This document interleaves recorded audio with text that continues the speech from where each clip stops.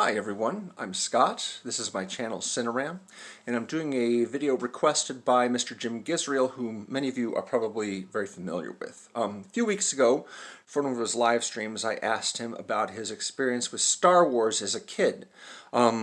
When did he first see the original movies?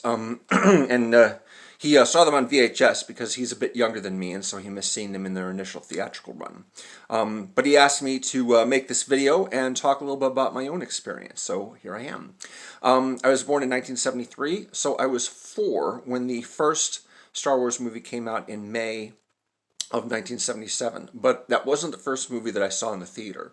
It was actually in August that I saw my first film in the theater, a Disney animated movie called The Rescuers. And I don't recall the exact date, but I've looked it up recently because, as it turns out, it was the same day that Elvis Presley died. So my mother tells me, because she heard the report on the radio on the way home from the theater. When I was a kid, my parents basically picked all the films that I saw. They were, very watchful for the kind of content that I would be getting either on television or in the films. So typically they'd, take my brother and I only to the most family-friendly stuff that was available, and of course the good stuff as well. Back then I was under the misconception that movies cost like $100 a ticket because the only movies I went to see were Star Wars and Star Trek and Superman, movies filled with special effects and action and things like that. Of course, I was wrong about that, but they'll get there eventually. One day, movie tickets will be $100 each. As I understand it, you can rent an entire AMC theater for about $100. So, so as to when I first saw the original Star Wars movie, it's a little difficult to say. It was sometime during that first year. Star Wars, the original Star Wars movie, A New Hope, Episode 4, was in theaters for a long time, much longer than the typical movie is these days, even big blockbusters. Nowadays, you have films, well, the most recent example I can think of is Titanic, which was in theaters, for months, whereas that doesn't happen even for the biggest blockbusters most of the time. So sometime between then, when the movie first came out, and I guess probably the summer of '78 was when I first got to go see the film. My brother is 3 years younger than me. I don't know if he came along for that first screening, but I know he saw it eventually.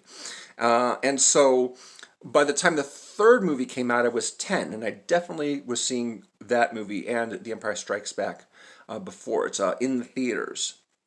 And I was a huge Star Wars fan. I was a nut for Star Wars. I had a toy Millennium Falcon. I had a toy Darth Vader TIE Fighter. I had Star Wars action figures that lost their heads, and I kept them and played with them anyway. I had a Luke Skywalker, a Darth Vader, an R2-D2, a Greedo, I think, an IG-88, a number of figures, and a Yoda too, I believe. He had like an orange snake that wrapped around his neck that he wore. No lightsaber though, not until 2002 did Yoda actually wield a lightsaber. So there's this long gap of time between the age of 10 and the age of 26 where there were no Star Wars movies in theaters, and during my middle school and high school years and young adult years, I was much more adventurous when it came to seeking out films. Of course, that's when I sort of developed my own palette for the kinds of cinema that I liked. I was real way into Tarantino, and I got introduced to Sergio Leone and Italian horror movies and indie cinema, Tarantino, of course, Martin Scorsese, a lot of stuff like that. Of course, I still enjoyed the big summer spectacle films. But it wasn't until I was 26 that another Star Wars movie came out in 1999. Of course, I was very much looking forward to seeing this movie. Being a lifelong Star Wars fan, I couldn't help but be excited, much like, Kevin Smith before me. I was under the impression that Kevin Smith was in high school when the Star Wars movies initially came out, but I was wrong about that. He was only born 3 years before me. So he would have been 7 when the first movie came out, which means he would have been 13 when Return of the Jedi came out. Still a good age to have your first Star Wars experiences, but for some reason I thought he was just, he'd gotten along farther in his life than that. The Phantom Menace was a movie that I enjoyed at first, Although I wasn't too crazy about the reaction shots during the pod race scene. It seemed a little lifeless. You have all the gang, the characters, played by Liam Neeson and Natalie Portman, and Anakin's mother basically staring at an iPad. And they're all completely motionless, just staring at the screen while Shmi kind of goes, shaking her head worryingly. I'm like, that's a terrible reaction shot. And I saw the movie at least two more times in the theaters after that, and I really began to see the problems that the movie had. Not, a lot of people, complain about the political subplots, and those never bothered me. I was actually pretty interested in that part of the movie. The problem was the dialogue, the acting, the generally very stilted nature of the general dialogue scenes. Lucas seemed a lot more interested in, I guess, the creature and spaceship designs, and the battles and things like that, than he was in the drama, between the actual characters, because he seemed to pay so little attention to that. Lucas has said that he doesn't have a strong rapport with actors. He just expects them to basically stand where they're supposed to stand and move where they're supposed to move and say their lines and wear their costumes, and that's it, rather than trying to really elicit an emotionally a resonant performance. So I thought to myself, well, that one wasn't so great, but the next one will be better, right? And I was dead wrong about that. The second one, the Attack of the Clones, was even worse than the first one. There was stuff that I liked about both movies, but they're just like specific moments, individual moments. I made a video a few years back on the top 10 things that I actually liked about the Star Wars prequels, and beyond that, there really wasn't a lot to recommend, at least not for me anyway. So after Attack of the Clones, I saw that about 3 times in the theaters, and it was just like, well, that was terrible, but I couldn't help it. I still, no matter how bad the movie was, I was still excited to see it and see it again because it's Star Wars. It just naturally inclined to like anything Star Wars and be excited about it. So it took a while for me to finally get sick of it and go, ugh.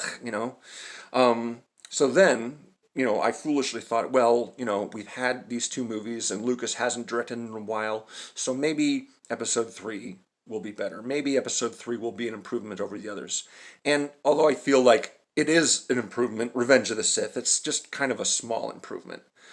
Still has a lot of the same problems, the sort of stilted nature of particularly the dialogue scenes where people just talk. They're always pretty disappointing. Now, I will say that when it came to Revenge of the Sith, the first time I saw the movie, everything's building towards the confrontation between Anakin and Obi-Wan at the climax of the movie. And when that scene came, when Padme arrives on Mustafar, the volcanic planet, and confronts Anakin about the fact that he maybe turned to the dark side and maybe killed a bunch of kids and everything like that, and is upset about that. And Anakin kind of looks off screen and sees Obi-Wan standing at the top of the plank for Padme's ship. I'm just like, whoa, this is it. This is the end. This is the big confrontation. And I did get kind of emotional about that. There wasn't a whole lot to get emotional about other than some good fight scenes and some nifty special effects, and of course the John Williams music, which for the most part I really like. But yeah, saw that movie maybe 3 times in the theater. The third time, a friend of mine asked me to go with him, and so I went, even though I didn't really, most of the movie's kind of a bore. There are a few bright points, but yeah, overall I wasn't that crazy about them. So about a decade later, we have the new set of Star Wars movies, and I was skeptical, really. Skeptical of J.J. Abrams, skeptical of the fact that there was going to be more Star Wars movies and that maybe they would probably be better than the prequels, but then again I was so disappointed by the prequels because I thought that they would, each one might be better than the last, and they really weren't, not that much. The Force Awakens is a movie that I mostly enjoyed, wasn't ever really all that crazy about. It's got some good set pieces, it's got some good performances, but it's a movie that I feel trades a lot on the nostalgia and the iconography of the original trilogy rather than, striking out in new territory. One of the reasons why I was so excited about The Last Jedi, Episode 7, is because not only did you have a new director, Rian Johnson, whose movie Looper I thought is incredible, just terrific movie, but then maybe, we're going to get away from, the typical Star Wars stuff that we've seen so much of. And I do like The Last Jedi better than The Force Awakens and better than the prequels, but it doesn't have the same it doesn't have the same pull for me as the original movies. The original movies are part of my childhood. I've adored them all my life, and so really nothing could ever compare to that. No matter how exciting the trailers are, and the prospect of seeing more lightsaber battles and cooler spaceships and things like that, and more sinister dark side villains, nothing really ever measures up to the original movies, at least not for me, just because of that nostalgia factor, the fact that it's such an important part of who I was and the kinds of things that I liked when I was a kid. In fact, some years ago, I had a look through my baby book. A baby book is sort of like a child development chart that my mom and dad kept while I was growing up. And around the time that the book ended was around the time that the first Star Wars movie came out. There's a little note in there about just how obsessed I was over all those movies and the characters and everything like that. Of course, that was just the first movie. By the time the book ended, that was just about the time the first film came out. But, it had taken hold, really, and was something that I just lived and breathed for quite a long time. Of course, there was other stuff that I liked, as I mentioned, TV shows that were favorites of mine and other films that momentarily took my attention away from Star Wars, but nothing will ever match it. The closest it's ever really come is the new Marvel movies. I've said before that the Marvel movies, the Marvel Cinematic Universe, is like my new Star Wars, the series that I'm most interested in, the film series that I eagerly anticipate any and all casting notices and trailers and other bits of information. And while I've enjoyed, most of those movies quite a lot, again, it's not something that I would go, yeah, this is just like, I live and breathe Marvel. I don't really. I mean, there's stuff that I really like about it, but it's not the same. And how could it be? It just, the circumstances are different. I'm older now. The last movie came out last year. The Star Wars, I'm sorry, yes, both Endgame and the last Star Wars movie came out last year. And while I liked Endgame, the last Star Wars movie is a movie that I don't know that I'll ever watch again, just because of how disappointing it was. Yeah. So that's it. That is my little Star Wars history. I went through my little channel, my little channel here on YouTube. There's a couple Star Wars related videos, one of which was the one that I mentioned already, 10 things I actually like about the prequels, and another one is a video that I made just prior to seeing The Force Awakens called What Star Wars Means to Me. It's about 20 minutes long, so I understand if you're not interested in that, but in case you are, I've got a link in the description down below so you can catch that one too if you like. If you haven't checked out Jim, of course, you definitely should. He does live streams every Saturday night, so I hope you give him a chance as well. But I know a lot of you have already, because you've come over from his channel to mine, and I appreciate that very much. Yeah, I'll make more videos, of course, in the future. When exactly, I'm not sure, but I'll make them. And thanks again for watching. Later.